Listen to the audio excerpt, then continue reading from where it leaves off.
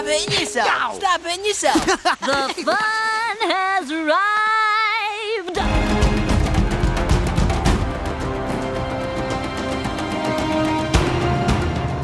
Tarzan. I've been reviewing most of the Disney Renaissance films over the years, but now it's time that I take a look at the final feature of the era. But even if it went on to being a part of Disney's long-standing legacy by becoming the most popular version of its tale, and is one of the very few movies from the company to have their own Broadway musical, I wanna know, can you show me? I wanna know about these strangers' life. the iconography of Tarzan was always recognizable for over a century. Seriously, we're talking about one of the most adapted literature characters in history next to Sherlock Holmes, Dracula, and Alice.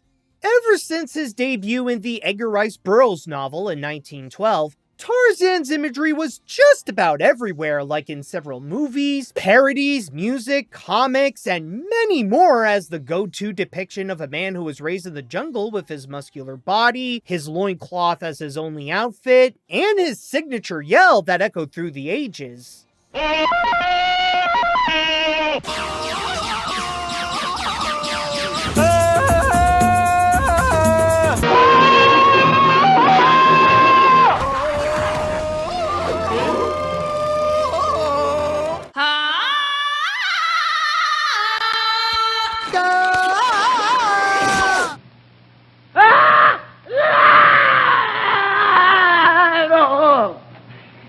Oh, brother.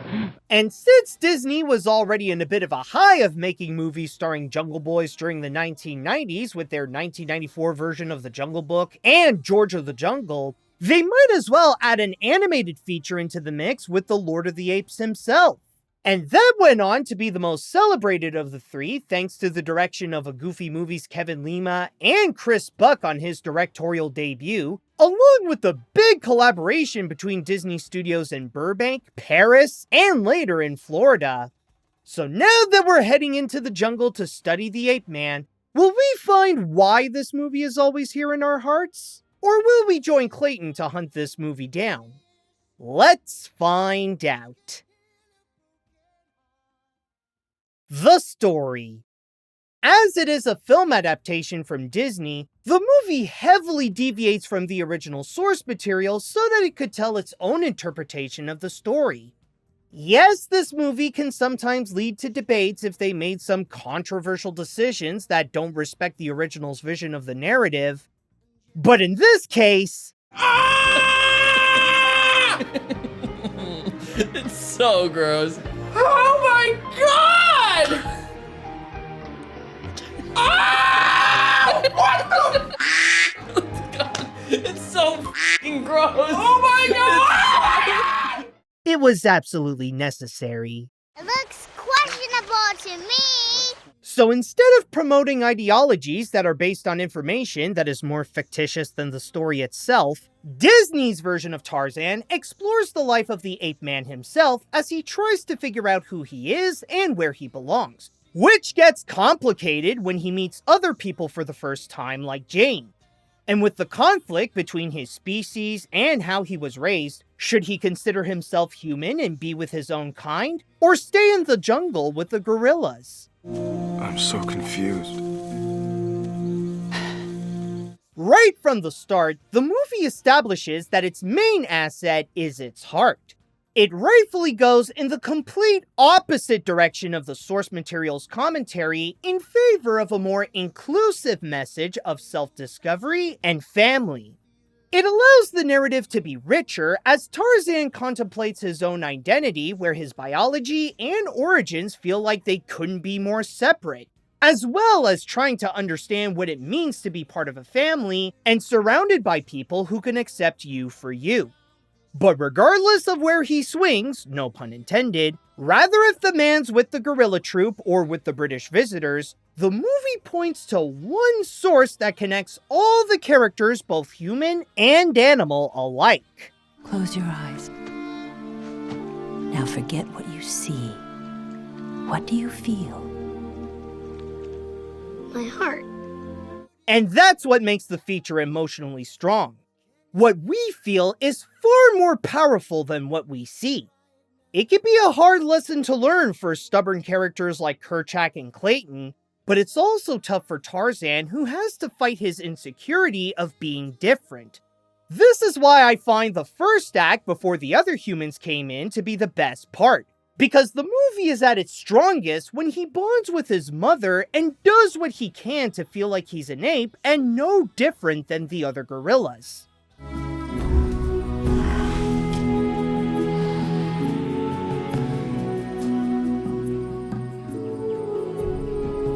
This is not to say that this goes downhill when the British enter the jungle. It still does well to maintain its theme of family and unity as Tarzan learns how to be human while the porters learn about the jungle, but it's like the movie changes halfway through where the plot goes into more familiar territory with the romance with Jane and bringing in the real villain with Clayton, all while most of what was established at the beginning gets sidelined. Sure, it's only a minor step down, but after experiencing that incredible opening, the story went from great to good. Please don't. That tickles. No, get off. Also, the comedy is another factor I consider to be on the levels of just good. Yes, there are moments that did make me laugh, especially with the main comic reliefs, but while they're not generally bad, they do end up feeling cute at best. Then again, I get that they're mainly to help make this movie be more kid-friendly, and while they should arguably be better, and there are parts where they feel goofier than they should, like some of the climax, I understand and respect their place in the film.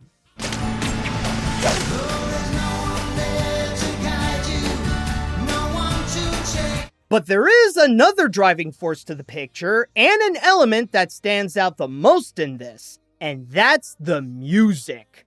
Even though this movie isn't a musical, I cannot talk about Tarzan without bringing up the soundtrack because I'd have an angry mob coming after me if I didn't. Sometimes you embarrass me. Throughout the film, it occasionally goes into these montages featuring songs by Phil Collins, and by watching the movie, it's understandable how they are the highlights. On top of the songs themselves being very strong and staying true to the feature's themes, they also carry the story forward to show Tarzan's growth and pivotal moments that shape who he is. Starting with two worlds that open with the film with how Kala became Tarzan's mother, and establish what this movie is all about.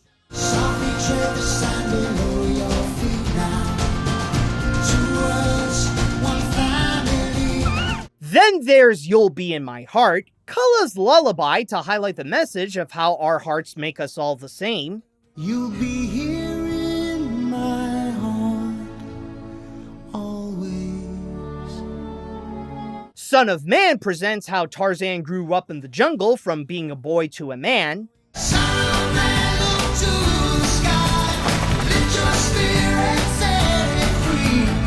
And Strangers Like Me, where Tarzan learns from the porters about the culture and etiquette of humans. Tell me more, be sure, something's familiar about these strangers like me. The only actual musical number this movie technically has is Trash in the Camp, which is more of a comedic song where the gorillas are having fun by destroying the humans' campsite.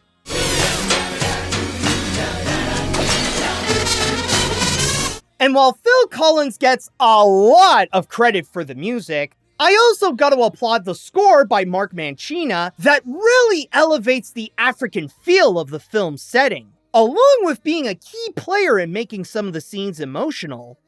Maybe it doesn't have the best story in Disney's library, with a few spots and the comedy that would have used some polishing, but that doesn't change how the effort put into this updated version of Tarzan was still admirable. With an emotional core so powerful, it delivers a great message about what it means to love, whether it be to others, family, or yourself, that makes this tearfully engaging from beginning to end, as well as the soundtrack having a major role to move this tale forward to give more emphasis to the themes. And with those combining factors, I'm giving this a great 9 out of 10. While Tarzan may have all those muscles and instincts to survive in the jungle, the story has the heart it needs to make this movie unforgettable. The animation. Throughout the 1990s, Disney was increasingly getting into experimenting with computer animation. However, by the time that they worked on Tarzan, that was when CG started to become very prominent in their animated features as much as their hand-drawn work. Not only that, but this was also where they first used the software that they created called Deep Canvas, which allowed the team to create 3D backgrounds that look hand-painted. At the time, it was a revolutionary piece of tech that would not only be used more in their next features after Tarzan, but looking back at it now, it was like the prototype that led to the modern stylistic look of computer animated features a few decades later, like Puss in Boots: The Last Wish, Spider-Verse, and Mutant Mayhem. And when watching the animation all those years later, I'd say that it mostly still holds up. Oh, shall I leave you and the blackboard alone for a moment? Daddy, stop it. I'll get this criticism out of the way first and say that it's important to note that this is still CG from the late 1990s, and as such, there will be times when its age can awkwardly show. This is mainly whenever the movie needs to do some effects to move some of the environment around, like water or the plants. Their physics don't match up with the 2D animation, so they end up weirdly sticking out for the wrong reasons. But like I said, that's the one minor downgrade to the animation. The rest of what Deep Canvas did to Tarzan still makes the feature look beautifully grand.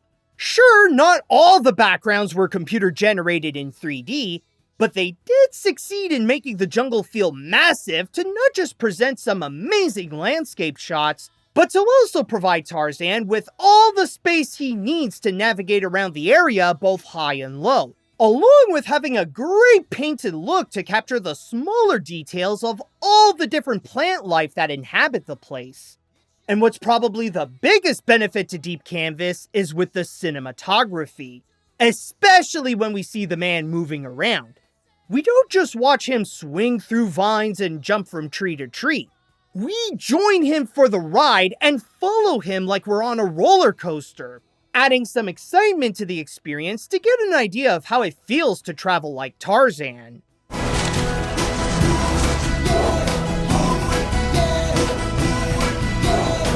Speaking of that exhilaration, it's also worth noting that the movie does very well with the action.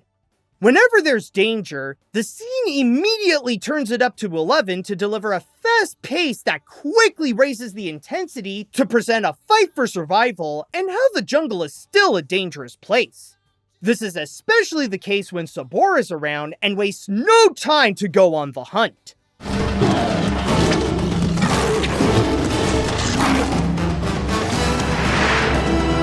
As for the 2D animation, it was masterfully done. It found the perfect middle ground between realism and cartoon to have them be believable and stay true to their anatomy with their respective species, rather it be with the gorillas or the humans, while also giving them room to be more dynamic and go all out with their personalities. Swinging, flying, I was in the air. Yes, I know. And then we were surrounded. What did you do? And Daddy, they took my boot. They took I'll even include that they did very well with the subtler acting to capture their emotions to add how some of the most powerful scenes of the movie are the ones that are more about the heart. But the clear animation star of the movie is the title character himself, to which the adult version was supervised by Glenn Keane.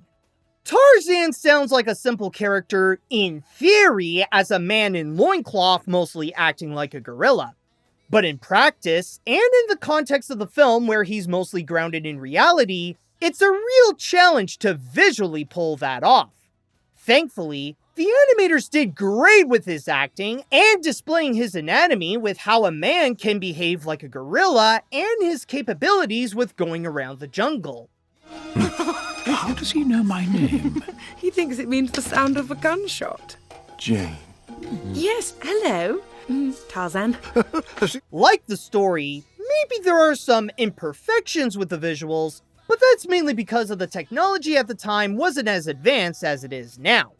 Outside of that, it is still magnificent to watch just from the visual standpoint alone. And thanks to the amazing craftsmanship of the characters, backgrounds, and cinematography with both 2D and 3D, this is a big part to why this is a great milestone in Tarzan's history as the first animated feature based on the story. If we don't count this one. Watching this movie can often feel like a wild ride, and that's why with the visuals, I'm giving this another 9 out of 10.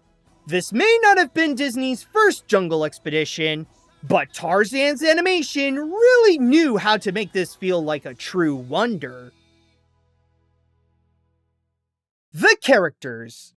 With all the necessary alterations that Disney had to do with the story, they did maintain some of the main characters from the book while adjusting their personalities and outcomes. They also included a whole bunch of new ones to widen the roster and help provide some additional entertainment factor for viewers of all ages. Considering how I've already talked about him a few times now, let's start this off by looking into Tarzan himself. As I've mentioned before, his biggest conflict is not either Clayton, Sabor, or even Kerchak. It's actually his self-doubt.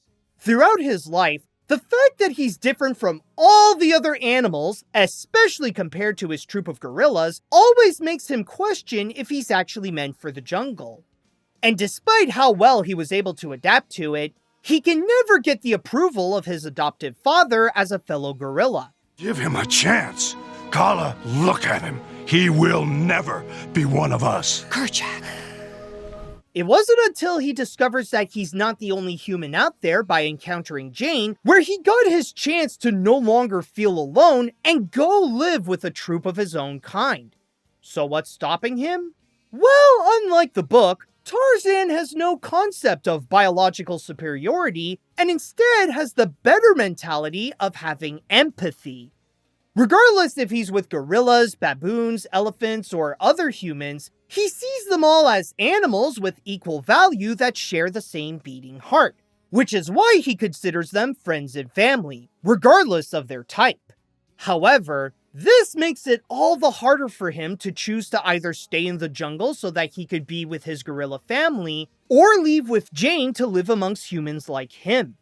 Ultimately, Tarzan is trying to figure out who he is, which he has to look much deeper than his species, race, and nationality to find the true answer.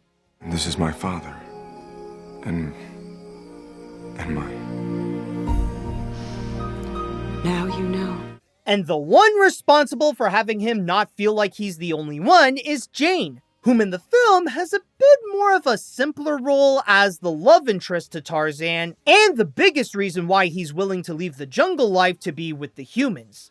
But while her purpose in the film may not be as strong, she does try to make the most out of her personality as the eccentric researcher alongside her dad, Professor Porter, who is excited to go out and study gorillas, accompanied by solid acting from Minnie Driver, who kept her energy and kindness consistently high. He was this close, Daddy, staring at me. He seemed confused at first, as if he's never seen another human before.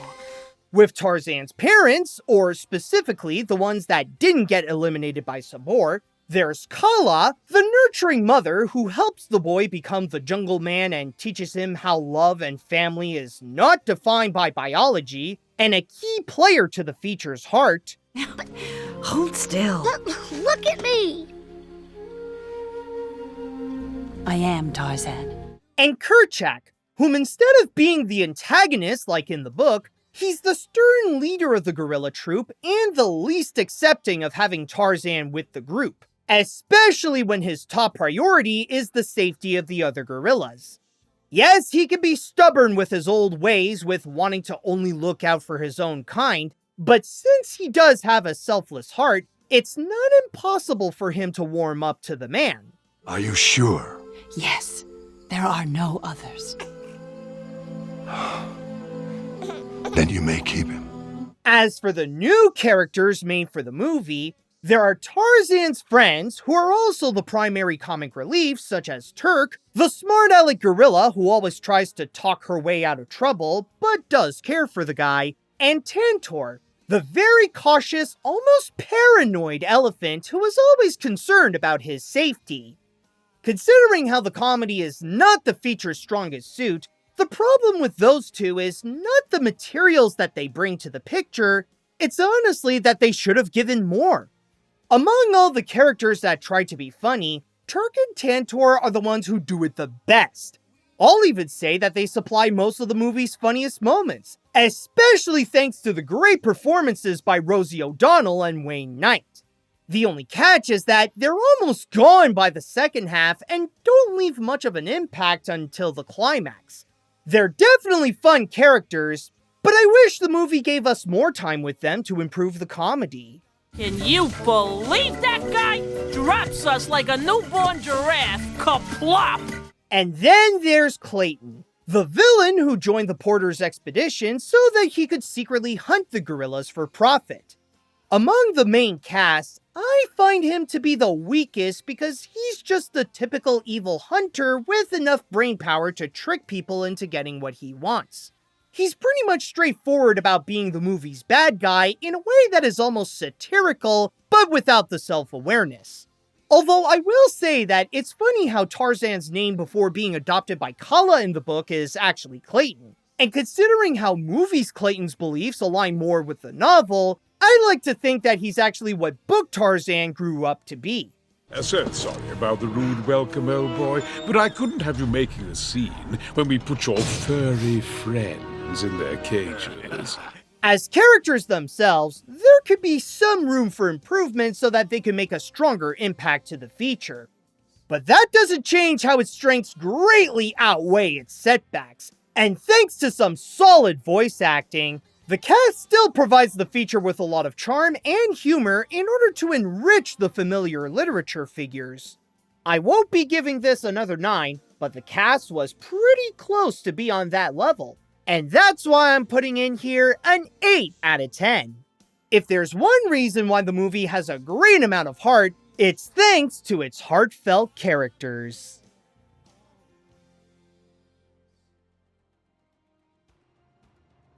It's true that as a literature character, Tarzan's fame nowadays isn't what it used to be. However, when we think of the ape man now, the first thing that comes in mind is the Disney movie. And after experiencing it again, there's a very good reason why.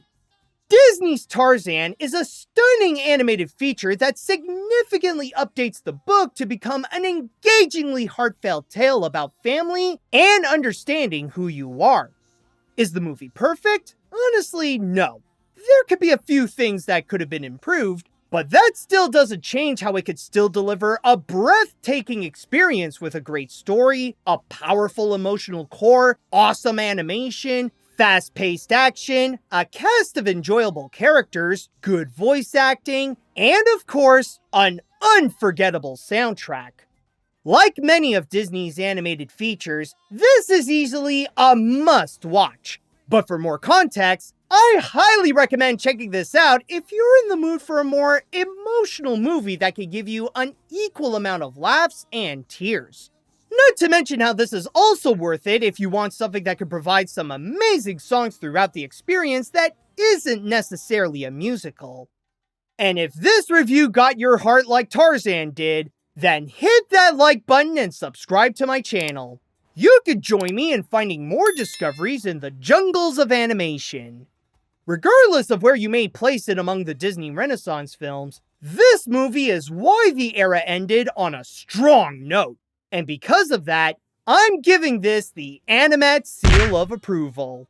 Just like the Jungle Book, Tarzan is a wild but heartwarming feature that is a great member of the Disney family.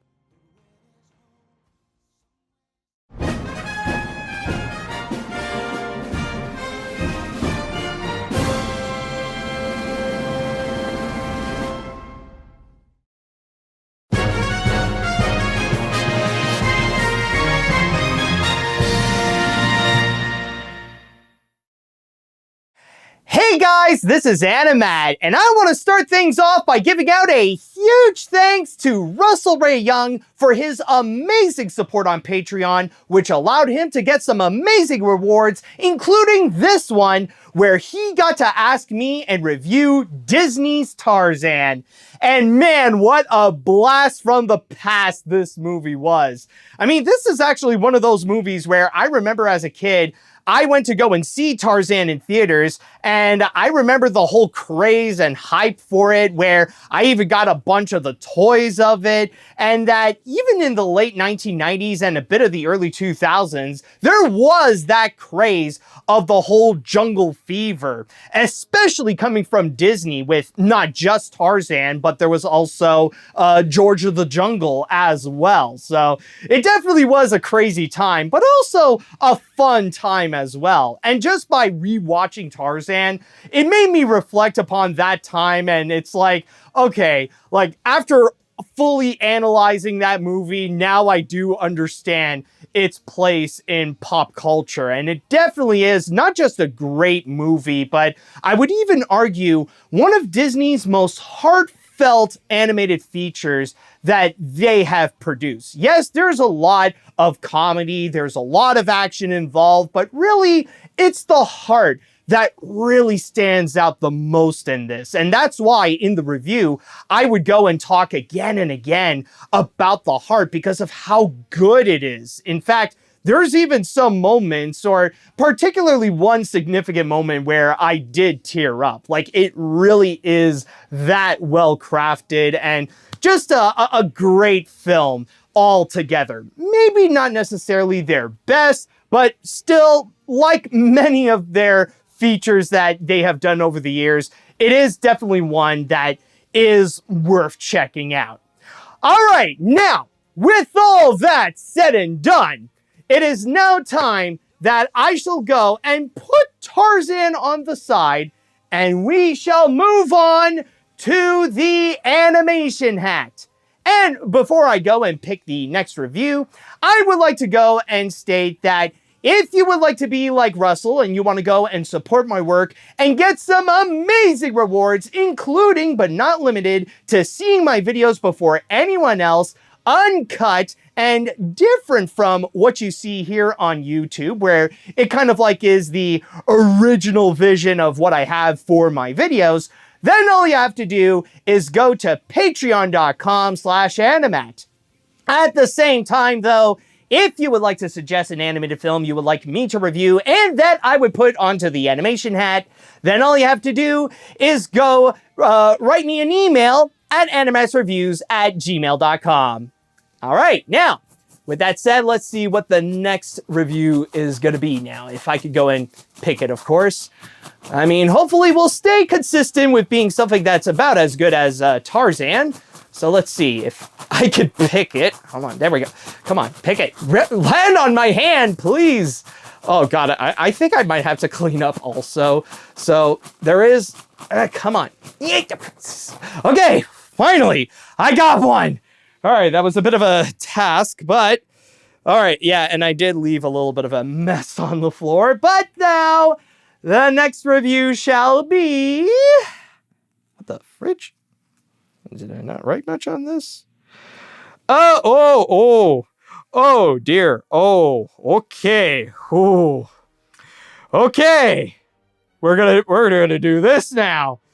Okay, this is gonna be quite a strange one over here. Oh boy. I don't think I've seen this one, but like I am aware of it.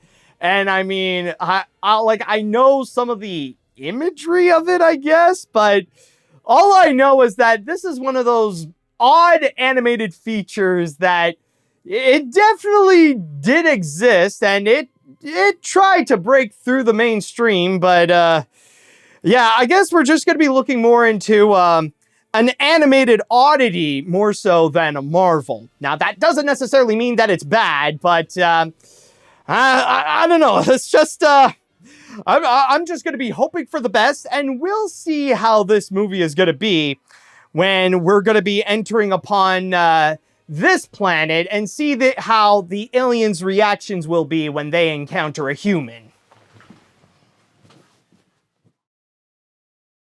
Oh my god! Oh my god! I know. Come back. I'm good, Zero.